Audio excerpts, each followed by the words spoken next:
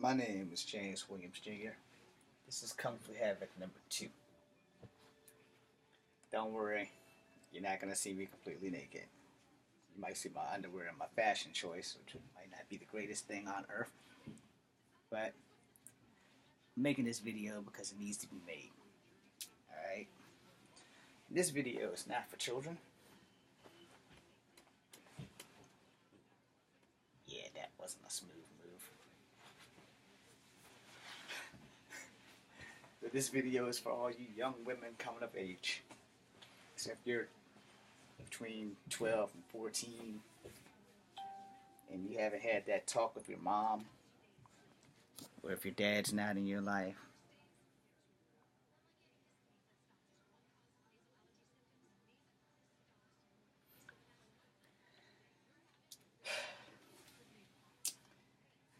I know you guys are seeing me in my underwear. Alright, so you just have to deal with it. I'm going to be in my underwear for a hot minute. Found the baby oil for my hair and my deodorant. And yeah, I'm exceptionally light-skinned.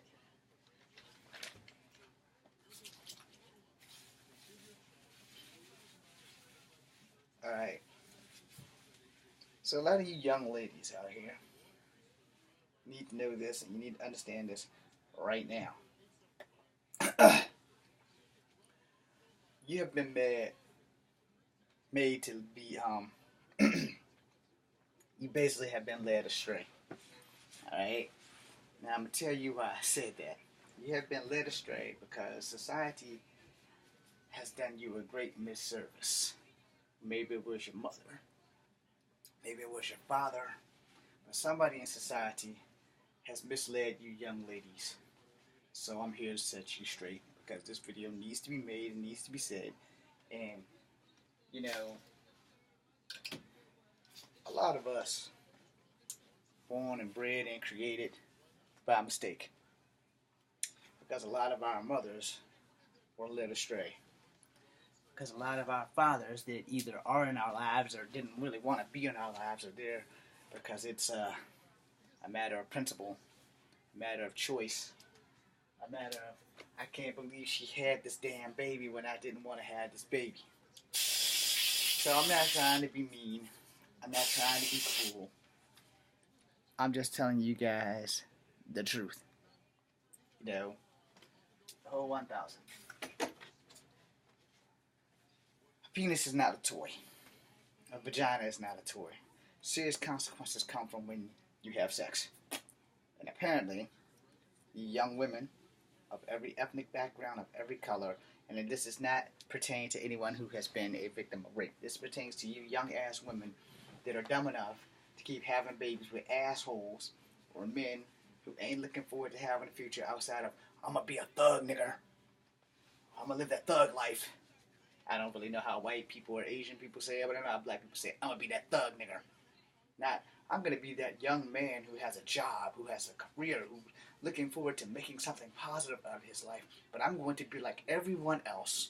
I'm going to thug it up, and until I can't thug it up, I'm gonna fuck every bitch that I can find, and I'm gonna get all the pussy and drugs, and I'm going to have absolutely nothing to do with the child that I created. If you are a young woman and you've fallen into this category, and you've had babies by people like this, shame on you. But not on you. Shame on society. Shame on your parents for not teaching you right from wrong. Shame on your parents for teaching you right from wrong, but you suffer from head and ass syndrome and decided to do the wrong thing anyway. Yeah, I said it. Take blame for your shit. Look your ass in the mirror and realize the one hardcore truth. A man can only implant sperm into a woman. He can't make her decide if she wants to carry the sperm to full term. And this happens a lot in society for the simple fact that somehow or another you believe that this baby that you are bringing into this world is going to love you unconditionally. There's only two things guaranteed in life, death and taxes. No man in the world can make you love him, and no woman in the world can make you love her, and no baby can guarantee you happiness. Now, some people get blessed, some people get lucky. Those guys are great. Some of us don't get lucky. Some of us aren't blessed, and some people are just damn stupid, and instead of doing the right thing, they want to do like their friends or everybody else in society. And this specifically happens to you young women who say, hey, I'm going to get pregnant because my friends are pregnant. I'm going to have this good, beautiful life with this man and this baby, but this man don't want no babies, but I'm going to give him one anyway. That's your first motherfucking mistake right there. I'm going to give him one anyway. You know, somehow or another, communication has fallen out of society and relationships in general. So before you decide to get knocked up by somebody who doesn't want anything to do with you outside of fucking, you should probably think this video through. Because here's the thing. You're a young woman and your body's supposed to be a temple. If you do not take care of the temple will collapse. And so will your life. If you're going around thinking that it's going to be cool to have a baby with somebody who just doesn't want to have a baby because you love them, that's not going to make them love you more. If anything, it's going to make them run away or love you less or talk about you like a dog and say bad things about your nether regions and things that you're going to have to deal with. Because that's always been like the ongoing male versus female thing to throw in their faces for something that God created. Now here's my tip to you ladies, because I'm not trying to be a dick about this shit. Before you decide to have a baby, before you decide to bring a life into this world, here's a few steps to prevent that.